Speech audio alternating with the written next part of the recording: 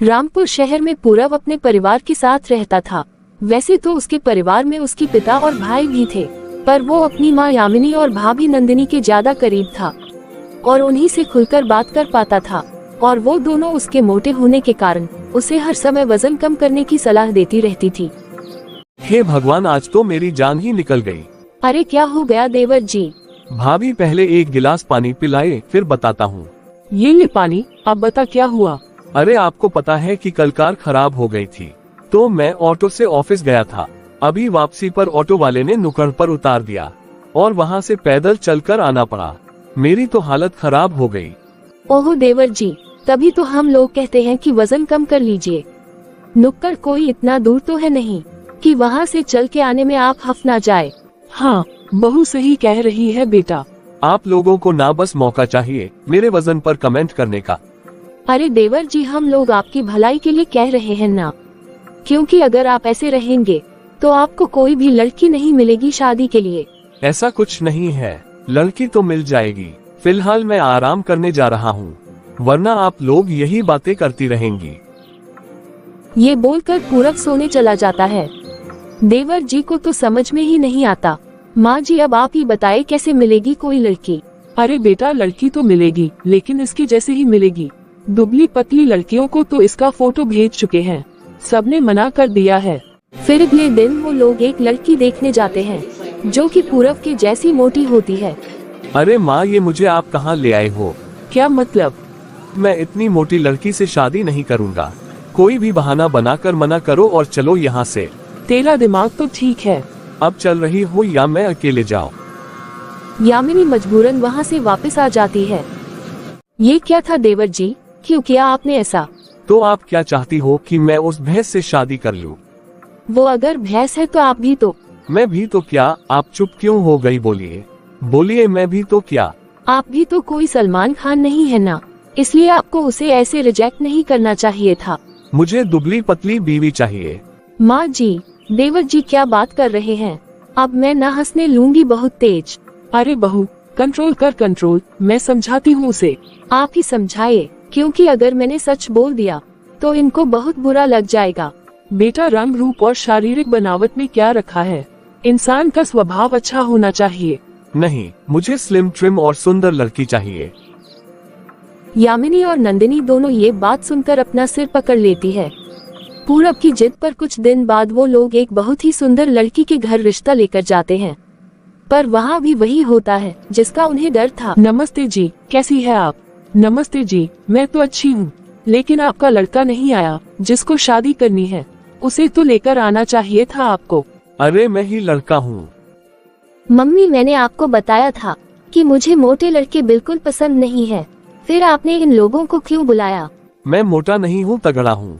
आईना देखिए जाकर, आप मोटे ही है और मुझे माफ करिए। आप लोग प्लीज जाए, ये रिश्ता नहीं हो सकता। ऐसे मुंह पर रिजेक्शन सुनकर पूरब का तो दिल टूट जाता है। उसे बहुत बुरा लगता है और वो वहाँ तो कुछ नहीं बोल पाता, लेकिन घर पर जाकर अपना गुस्सा उतारता है। कोई भला इतना बदतमीज कैसे हो सकता है? हम लोग उसके मेहमान थे और उसने हमारी इतनी बुरी बेइज्जती करी। थोड़ा सा हेल्दी हूँ तो क्या रिजेक्ट कर देगी? अरे देवर जी, आप गुस्सा मत करिए, वो लड़की तो थी ही बदतमीज, जाने दीजिए उसे। अच्छा हुआ ऐसी लड़की हमारे घर की बहू नहीं बनी। हाँ और नहीं तो क्या बेटा, ये अगर हमारे घर में आ जाती तो हमारा घर तो जहन्नुम बन जाता। अच्छा देवर जी, आप ये बताए कि उस दिन वो कपल कितना प्यारा था ना? वो लोग अच्छे लग रहे थे ना? अच्छे तो लग रहे थे, पर आप ये मुझे क्यों पूछ रही है? मैं आपको ये बताना चाहती हूँ कि वो लोग एक जैसे हैं तो देखने में अच्छे लग रहे हैं। कपल वही अच्छा लगता है जिसमें दोनों लोग एक जैसे हो, मतलब पतले हो तो दोनों पतले हो, और अगर तगड़े हो तो दोनों ही तगड़े हो, लंबे हो तो दोनों लंबे हो, छोटे हो तो दोनों छोटे हो। आप मेरी बात समझ रहे हो ना? नहीं, मैं आपकी इस बात से बिल्कुल इत्तेफाक नहीं रखता। मेरा मानना है कि कपल में वैरायटी होनी चाहिए। आप सोचो कि मैं थोड़ा तगड़ा हूँ, अगर मैं तगड़ी ही लड़की से शादी कर लूंगा तो हम दोनों लेजी हो जाएंगे। एक को तो फुर्तीला होना चाहिए ना। नंदिनी जो लॉजिक लगाकर पूर्व को समझाना चाह रही थी, उस लॉजिक की तो पूर्व ने चिता ही जला दी। अब उसके पास कहने के लिए कुछ नहीं था। माँ जी अब आप ही कुछ समझाए, मेरा तो दिमाग काम नहीं कर रहा। तुझे वैरायटी चाहिए ना, तो तू पतला हो जा और मोटी लड़की से शादी कर ले। वो ज्यादा आसान होगा ना बेटा, और वैसे भी ना मोटे होने के सिर्फ नुकसान ही है। मैं मोटा नहीं हूँ, मैं तगड़ा हूँ। अरे हाँ हाँ, वही तगड़े होने के कुछ नुकसान है बेटा। पर मुझे वैरायटी नहीं चाहिए, मुझे दुबली पतली और सुंदर बीवी चाहिए। अच्छा ठीक है, पर फिर भी तगड़े होने से नुकसान तो है ही ना। पतली बीवी तो तुझे पतले होकर भी मिल जाएगी, क्या नुकसान है? माँ जी ये तो बताए। देखो जो तगड़ा होता है उसके बच्चे भी तगड़े होंगे है ना। हाँ, पर तगड़े बच्चे शुरू में तो अच्छे लगते हैं, फिर बाद में सब उनका मजाक बनाते हैं। अरे लोगों को तो कुछ ना कुछ कहना होता है, वो कहते रहेंगे, लोगों का मुंह थोड़ी ना बंद किया जा सकता है। लेकिन बच्चों के दिमाग पर इस सब का बहुत बुरा असर पड़ता है। ओहो, इसलिए तो मैं दुबली पतली लड़की से शादी करना चाह रहा हूँ, ताकि हम दोनों के जीन्स मिलकर एक दुबला बच्चा पैदा करें। ये सुनकर यामिनी का मुंह भी बंद हो गया। नंदिनी हम लोग तो इसे नहीं समझा सकते, मुझे लगता है हमें इसके किसी दोस्त से मिलना चाहिए, शायद ये अपने दोस्त की बात ही मान ले। ठीक है माँ जी, ऐसा ही करते हैं। वो लोग अगले दिन पूरब के दोस्त को मिलने बुलाते हैं, और वो जब आता है तो उन दोनों का मुंह खुला का खुला रह जाता है, क्योंकि वह भी पूरब की तरह मोटा था। माँ जी ये तो पूरब से भी बढ़कर है, अब इससे हम लोग क्या बोलेंगे? अरे चुप करना, वो सुन लेगा। नमस्ते आंटी जी, बताइए कैसे याद किया आपने मुझे? अरे नहीं बेटा, कोई खास बात नहीं है, बस पूरब के लिए लड़की ढूंढ रहे हैं, तो तुम्हारी नजर में कोई हो तो बता देना। जी जरूर आंटी जी।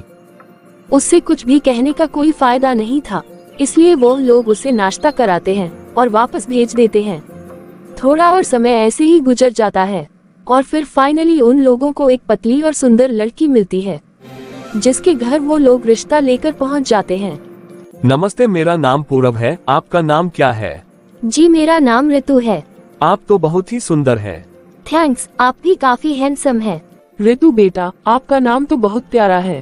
थैंक्स। अरे बात बात पर थैंक्स मत बोलो, जाओ आप लोग अकेले में बात कर लो।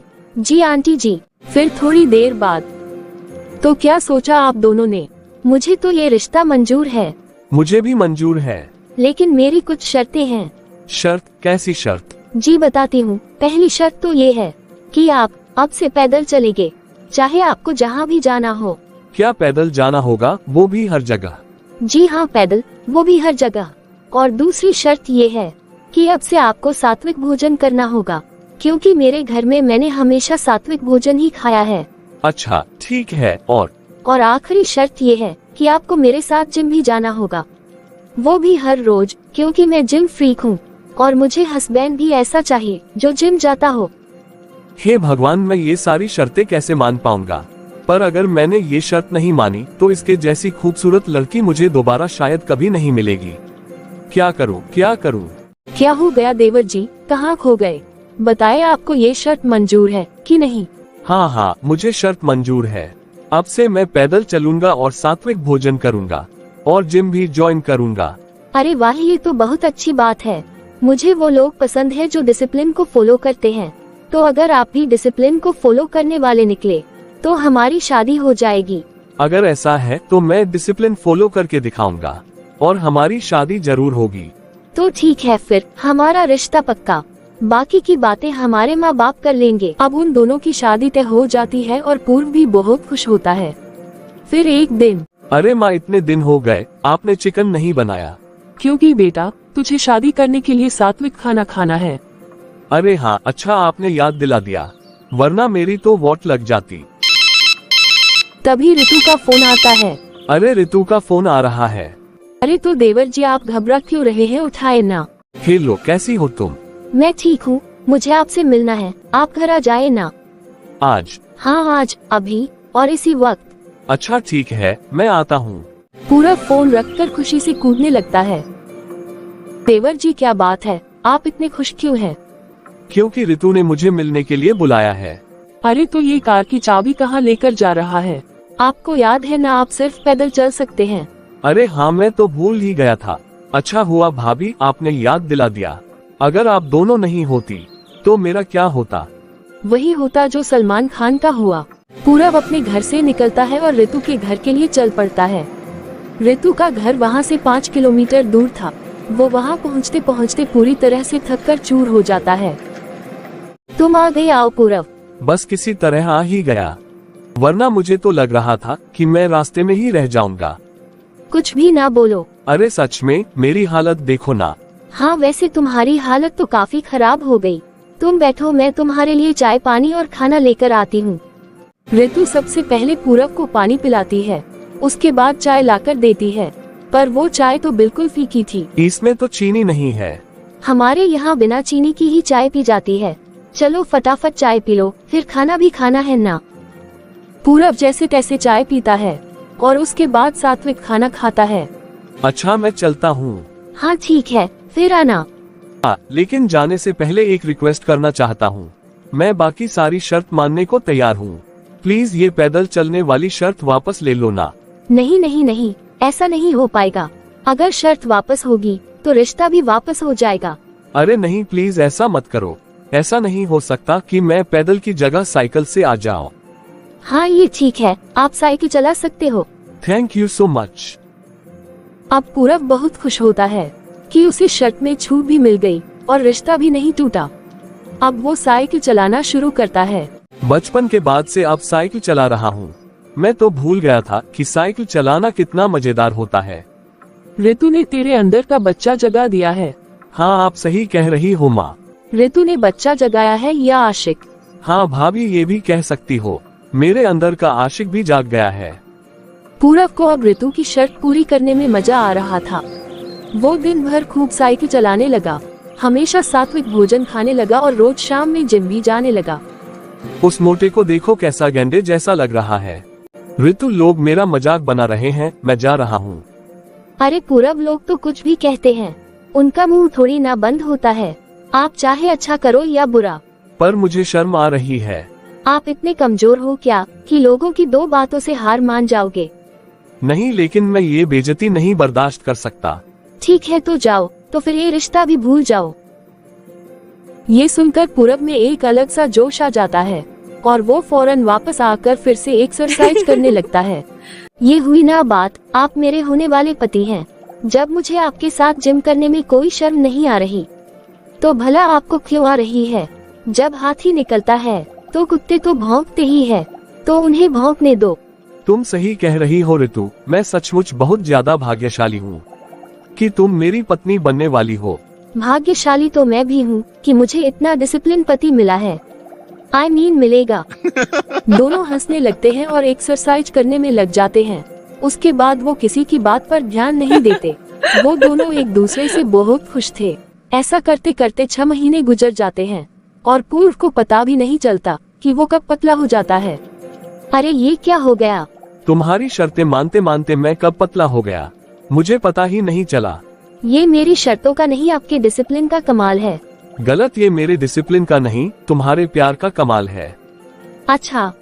जैसे पूरब खुद हैरान था, वैसे ही उसके घर वाले भी हैरान थे। बेटा, तेरा तो रंग रूप बिल्कुल ही बदल गया। सच में देवर जी, आप तो किसी हीरो से कम नहीं लग रहे हो। आपको याद है भाभी, आपने कहा था कि मैं भी कोई सलमान खान नहीं हूँ। अब बताए मैं कौन सा हीरो हूँ? अब तो आप अंग्रेजी फिल्मों के हीरो लग रहे हैं, बिल्कुल टॉम क्रूज की तरह। इतना ज्यादा भी मक्खन नहीं लगाना था। माँ देखो, आपका भी पेट कितना बाहर आ रहा है। आपको भी अपनी सेहत का ख्याल रखना चाहिए। आप भी जिम ज्वाइन कर लो, नहीं तो घर पर ही जुम्बा कर लो। सुन रही है नंदिनी? कल तक जिसे सेहत के सर से भी कोई मतलब नहीं था, वो आज मुझे सेहत बनाने के लिए कह रहा है। देख रही हूँ माँ जी, और सोच रही हूँ कि आखिर ये बदलाव कैसे आया। कैसे? क्या ये सब आशिकी का असर है? अरे आप लोग कुछ भी ना बोलो, ऐसा कुछ नहीं है। ऐसा ही है बेटा। वैसे एक बात तो अच्छी होगी, अब इनके बच्चे ना बड़े खूबसूरत होंगे। हाँ, मजाक बनाना तो दूर की बात, लोग तो इससे जलने लगेंगे। जाओ, मैं आप लोगों से बात नहीं करता। कोई और मजाक बनाए ना बनाए, पर आप लोग तो बना रहे हो। अरे नहीं नहीं, हम मजाक नहीं बना रहे, हम तो तारीफ कर रहे देवर जी। पूरब भी समझ रहा था कि क्या चल रहा है। वो चिढ़ने की एक्टिंग कर रहा था, पर अंदर ही अंदर एंजॉय भी कर रहा था। अब कुछ दिन गुजरते हैं और पूरब की शादी ऋतु से हो जाती है। पूरब बहुत खुश था। थैंक यू सो मच ऋतु। अरे थैंक यू किस लिए? मुझे चुनने के लिए। पहले मैं अपने आप को मोटा कहलाना भी पसंद नहीं करता था, पर अब ये एक्सेप्ट करता हूँ और कह सकता हूँ कि मैं मोटा था और तुमने इस मोटे को चुनकर बहुत एहसान किया है, इसलिए थैंक यू सो मच। क्या आप भी? मैंने मोटे को नहीं चुना है, मैंने मोटे को पतला बनाकर चुना है। आपको क्या लगता है वो 3 शर्तें किस लिए थी? वो आपको पतला करने के लिए ट्रिक्स ही तो थी। क्या? और नहीं तो क्या। और अगर आपको थैंक्स बोलना है तो अपनी भाभी को बोलिए। भाभी को क्यों? क्योंकि ये सारा प्लान तो उन्हीं का था। दरअसल मैं तुम्हारी भाभी की स्कूल फ्रेंड हूँ। उन्होंने मुझे तुम्हारे बारे में बताया और तुम्हारी पुरानी फोटो भी दिखाई थी जिसमें तुम बहुत फिट थे। तो उन्होंने मेरे सामने तुम्हारी शादी का प्रपोजल रखा और कहा कि मैं तुम्हें पहले जैसा बना दूं और शादी कर लूं। तो फिर मैंने भी हाँ कर दी। Are you serious? ये सब सुनकर पूरब हैरान रह गया, उसे यकीन नहीं हो रहा था। भाभी थैंक यू सो मच, आपने बिना बताए मेरे लिए इतना कुछ किया। मैं आपको शुक्रिया कैसे अदा करूं? अरे मेरे पगले देवर जी, मैं आपकी भाभी हूँ और भाभी का फर्ज होता है देवर की शादी करवाना। लेकिन हर भाभी अपने देवर के लिए इतना नहीं करती नंदनी। तूने बहुत कुछ किया है। वो कहते हैं ना भाभी माँ समान होती है, लेकिन तूने तो बहू माँ बनकर दिखाया है। बल्कि मैं माँ होकर भी वो नहीं कर पाई जो तूने किया है। अब बस करिए आप लोग, मुझे शर्म आ रही है। अच्छा ठीक है। Thank you Nandini. और हाँ जी मेरे पतिदेव, अब आप कभी कभी अपनी पसंद का खाना खा सकते हैं और कार भी चला सकते हैं। ओ बहुत धन्यवाद देवी जी। पूर्व अब पतला हो चुका था और उसे पतली और सुंदर पत्नी भी मिल चुकी थी। अब वो भी खुश था और उसकी माँ और भाभी भी।